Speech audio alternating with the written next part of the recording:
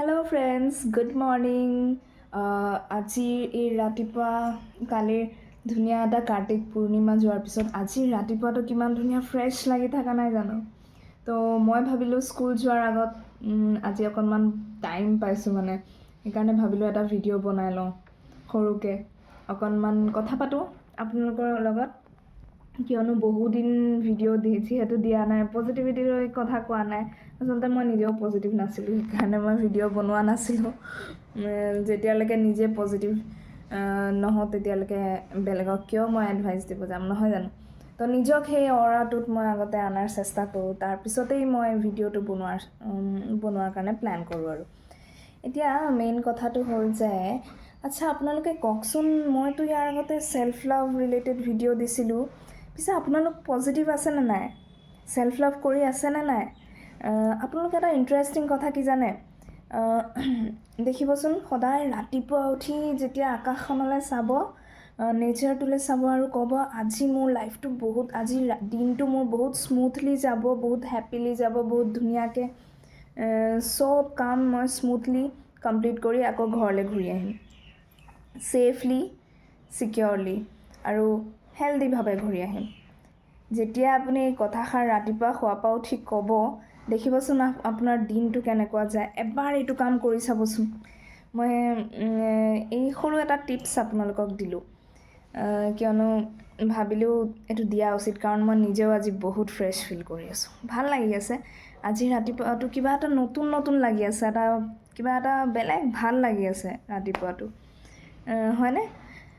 আচ্ছা, তাৰপিছত মোৰ মনত আৰু এটা কথা আহিছে, কিয় নাজানো কিছুমান কথা মোৰ মনত আহি যায়, তাৰপিছত সেইটো আপোনালোকৰ লগত শ্বেয়াৰ কৰিবলৈ মন যায়। তো কালি মোক কোনোবাই আচলতে ক'ৰবাৰ পৰা মই শুনিছোঁ, মোৰ বহুত নিজৰ অকণ ক্ল'জ টু মাই হাৰ্ট আছিলে, তেওঁৰ বিষয়ে কালি মই অকণমান শুনা পালোঁ যেনিবা। কোনোবাই ক'লে ছোৱালীজনী ভাল নহয়, এনেকুৱা শুনা পালোঁ আৰু হোৱাট এভাৰ।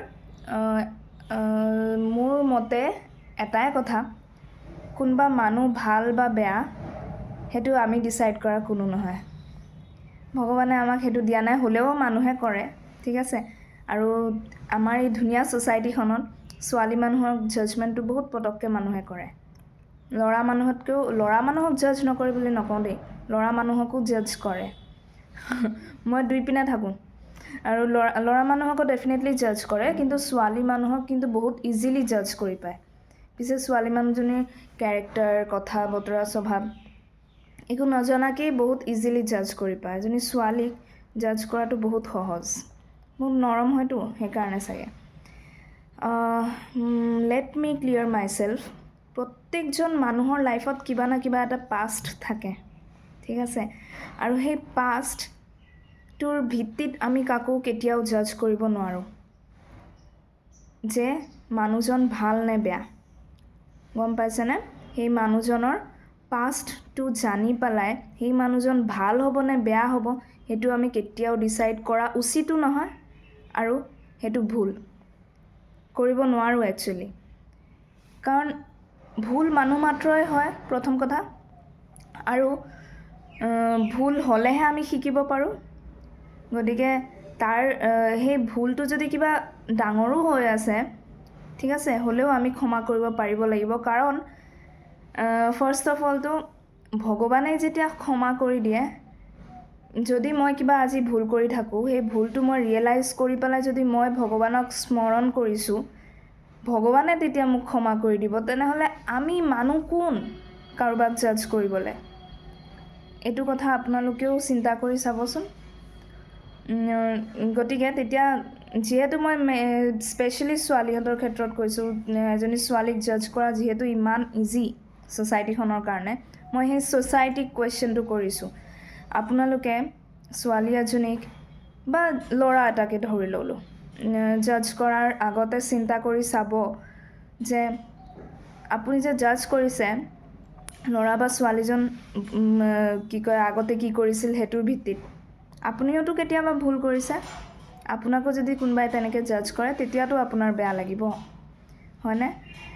এটাই চিম্পল কথা, মানুহক জাজ আমি কেতিয়াও কৰিব নালাগে বেচিকেলি স্পেচিয়েলি মই ক'ব বিচাৰিছোঁ তাৰ পাষ্টৰ কিছুমান ঘটনাৰ বেচিছত কাৰো কেৰেক্টাৰ লৈ আমি জাজ কৰিব নোৱাৰোঁ কোনো মানুহৰ স্বভাৱ চৰিত্ৰ অকল আমি তাৰ পাষ্টত কি সি কৰিছে সেইটোৰ বেচিছত আমি কেতিয়াও জাজ কৰিব নোৱাৰোঁ ঠিক আছে মেইন প্ৰেজেণ্টত সি কাৰ লগত কেনেকুৱা বিহেভ কৰি আছে সেইটোৱে মেইন যেনেকুৱা মানুহ আমি তেনেকৈ বিহেভ কৰোঁ একচুৱেলি হয়নে আপুনি যদি মোৰ লগত ভাল থাকিব মই আপোনাৰ লগত ভাল থাকিম আপুনি মোৰ লগত বেয়া থাকিলে মই আপোনাৰ লগত বেয়া থাকিম তেনেকুৱা ধৰণৰ কথা হয় depends upon the person to person depend কৰে গতিকে কাৰো পাষ্টৰ বেচিছত আমি কাকো জাজ কৰিব নালাগে কাৰণ ভগৱানেও জাজ নকৰে ভগৱানে দিছে আমাক ভুল কৰিবলৈ যাতে আমি সেই ভুলৰ পৰা কিবা এটা শিকি পাওঁ আমি চবেই শিকি আছোঁ কিন্তু চবে আমি ভুল কৰিও আছোঁ শিকিও আছোঁ